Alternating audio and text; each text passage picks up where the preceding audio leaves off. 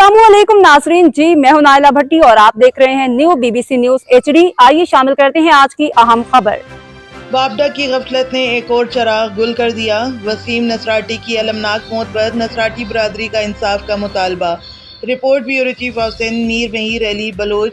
New BBC news Ghotki के करीब मगड़िया market में ईद के रोज जमीन पर गिरे बिजली के तारों में करंट लगने से एक मासूम नौजवान वसीम नसराटी जाँ बहक हो गया। ये अफसोसनाक वाकया वापडा सेप्को की मुजरमाना गफलत और नाअहली का मुंह बोलता सबूत है। ईद जैसे खुशियों के दिन यह हादसा पूरे खानदान को गम में डुबो गया, जबकि वसीम की मां की आसमान को छूती बहनें सुनने वाली दिल को दहला देती हैं। मरहूम के वालिद फजल मोहम्मद नसराटी और नसीराटी बरादरी ने हुकूमत चेयरमैन वापडा चीफ सरदार मोहम्मद बख्श खान महर, सरदार अली गौहर खान महर और दीगर बाअसर शख्सियात से फौरी इंसाफ की अपील की है।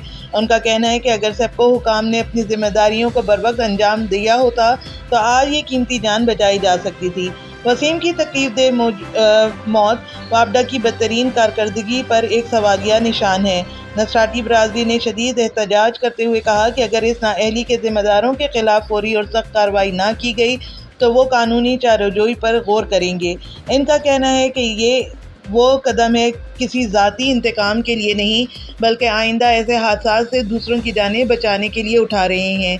ये पहला वाकया नहीं है जब वापडा की गफलत ने किसी का घर उजाड़ा हो।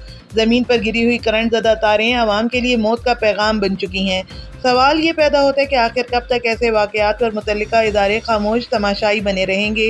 हुकूमत से मुतालबा है कि वो फौरी नोटिस लें, जिम्मेदारों को कानून के कटहरे में लाएं और मुतासरा खानदान को इंसाफ और मुआवजा फराहम करें। अब तक के लिए इतना ही। मज़ीद खबरों और अपडेट्स के लिए देखते रहें न्यू BBC न्यूज HD।